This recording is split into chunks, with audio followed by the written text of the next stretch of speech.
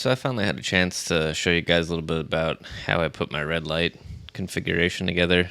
Part of the reason it took me so long, and as I'm making this video, I realize this is slightly useless because the parts and pieces that I found aren't even really available anymore. And what I put together has some flaws and stuff, but I still think it's pretty cool to show how I did this just in case some of these pieces that I showed make sense for you, or you have some of the other pieces, or you're into building things and this helps you see it. I don't know. So I kind of forgot how much this stuff costs as I talked about it, and I'll overlay some new information on top of the video as it goes. And if you haven't already, be sure to check out the other video I made, I believe a couple of years ago at this point, about red light therapy in general and why I use these regular incandescent bulbs versus LED. And if you have any questions, let me know. If you're still trying to figure out how to get into some type of setup and you've seen people making other setups and it seems easy but you're not sure how to do it, maybe I can help point some of that out or talk about why we're laying in red lights to begin with and why the sun is so important. And maybe even why I'm wearing these ridiculous looking orange glasses, because that's part of this too. Because I don't want blue light radiation going into my eyeballs, because I'm 41 and I've already got early signs of retinal detachment going on and all that fun stuff with my eyes. So I'm going to start being careful now after abusing my eyes for a good 20 something years with walls of blue screens in front of my face as I've grown up in front of screens and being a web developer and utilizing these things to pay my bills and stuff. Anyway, on with the show. I'm going to show you guys how I use a cheap $17 microphone arm to mount my red light, which makes it much easier. I'm going to show you also how I put together a stand with 3 of these lights, but this single one makes it much easier when I'm sitting at the desk, when I don't feel like having 750 watts of lights aimed at me. So this is about 17 bucks. These are really cheap. The reason I don't use this for my microphone is because it kind of makes some noise, and anytime you bump anything, this thing sends that through the microphone. So I upgraded my microphone arm to a better one, and I'm using this for my light. So this comes with this pretty cheap clamp. If what you're putting it on is flat at the end, it gets in there nice, but the end of my desk here has a rounded curve on it, and this is pretty common with tables and stuff. So the flat part doesn't go all the way through there, and when you start clamping this down like this, it doesn't really stay there. So it does depend what you're clamping it to, but you can, if you're careful with it, you can keep pressure on it and get it tightened on there pretty good, and you can tell whether it's going to stay or not. If it seems like it's not very tight, you can still use the arm, but you can't extend it all the way and be pulling on it and stuff and not paying attention to this, because if you wanted to aim this at your feet or something and you put this arm in there and you start pulling on it and you don't realize you're going past where it can go, you're tugging on the desk itself, and then you're going to rip the mount off there and have issues. So I'm going to use one of my regular Par 38 cans, which is what I use on my the other setup I have. I'm going to screw this onto the end here. This is the microphone reducer that comes with this, because some microphones have a different size mounting sockets or whatever they are. Then that's it. I now have a red light that I can aim pretty much wherever I want. Now, if you haven't used one of these, whether it's incandescent or LED, it may not stand out how handy this is, but I started with one of these, and I'm missing the clamp for it because after moving it a bunch, this thing just disintegrates. But I used to just clamp this to my desk, and I'd aim it at my chest and sit here. And this is nice and all, but moving it means you have to take the clamp off, put it somewhere else, and then the whole piece here wears out over time. This thing was great, came in handy. I used this for over a year. Cool thing about this is it's got some type of protection, so you can't touch the bulb. That bulb will burn you pretty good. But after burning myself once, I learned to stay away from it.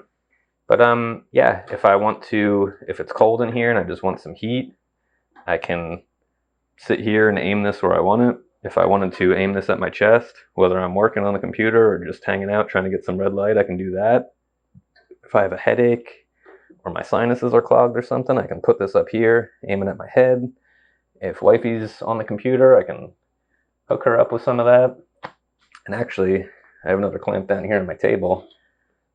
It usually sits right here, which gives us both access to it. So again, it may not seem like much, but $17 microphone arm, my $30-something par can, $10 light, and I'm healing with a pretty awesome healing modality. I made another video a couple between LED and incandescent lights, what we're doing with red light therapy. I'd suggest go watching that if this is new to you, but I just wanted to show you my build because as people try to get into this, we have to figure all this out, and it took me a while to figure that out. There's some flaws with these things. These arms aren't necessarily meant to move around in here, so there's a lot of crunching and not nice stuff. You get little metal shavings in there, but it's the best option I've found. If you look at the price of this and compare it to what else we can get, the only light that we can get like this with a mount is like $100, and it doesn't really look too conducive for what we're doing.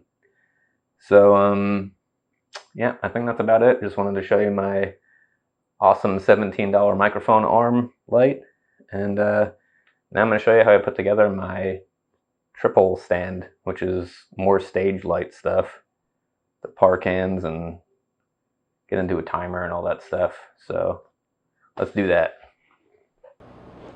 So this is the red light stand that I use most of the time. I'll either lay down on the floor, I'll position this so I can get close to the legs and then get the lamps where I'm laying right in front of it, or I'll lay on the couch and raise this and do the same thing. This is all stage lighting equipment. I got the stand and these are called par cans, stage light par cans. I got the cans themselves and a T-bar off of guitarcenter.com or Sam Ash or something like that. Just any place that has stage lighting. There's a couple different places to get that. I think like B&H Audio, I believe, has a lot of this stuff. So what I've done is the T-bar has two good spots on the end to put these, and I'll show you how I mount that up. Actually, I'll do the middle one first. That'll be easier for me. I got this like $5 or $7 clamp, and as you turn this, it tightens, and I put that on the middle here, the center bar, because although I could put this light, I could take this bolt that's holding the T-bar off and attach the light to it like this. This light is not at the same height as the other lights. It's off by almost a foot. So with this clamp that I got and a bolt and washer I found in my garage, this light is now pretty much at the same height as the other ones. It's off by a little bit, but it actually comes in handy because when I lay down, it's further out that way.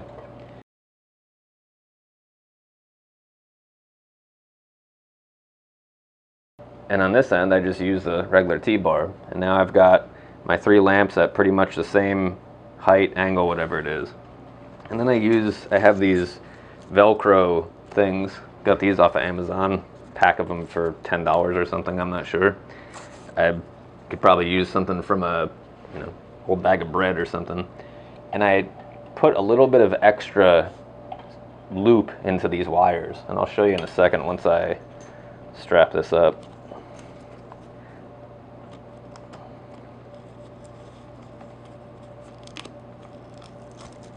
With that little bit of extra in there, now I can move the light around without it pulling on the wire or getting too close to the lamp. And now I have this convenient 4-way splitter. We could just use like a regular 6-plug surge protector that we use for television or whatever, but this is nice because then I can Velcro it to one of these legs.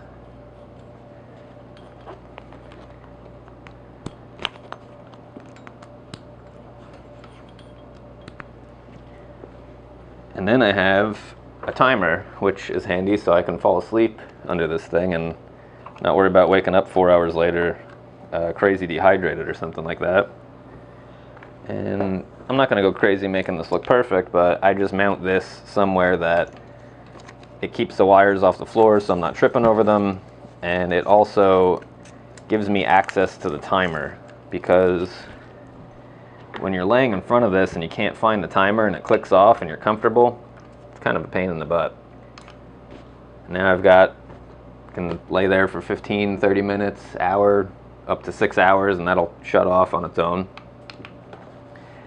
Now,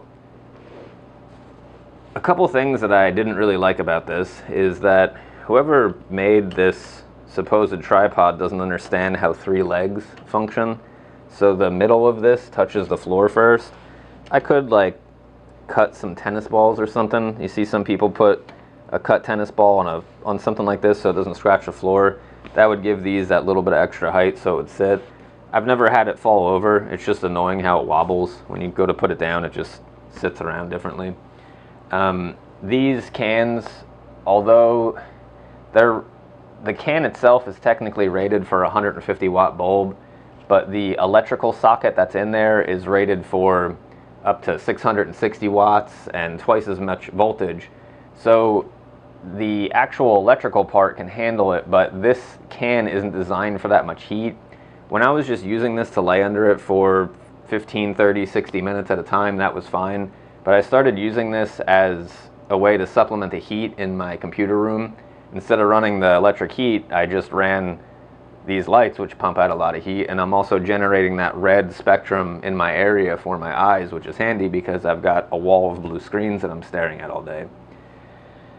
So as I was running that for several hours, I ended up cooking those electrical components that were rated for it. The wires started melting, the inside of the actual socket started wearing out from the heat.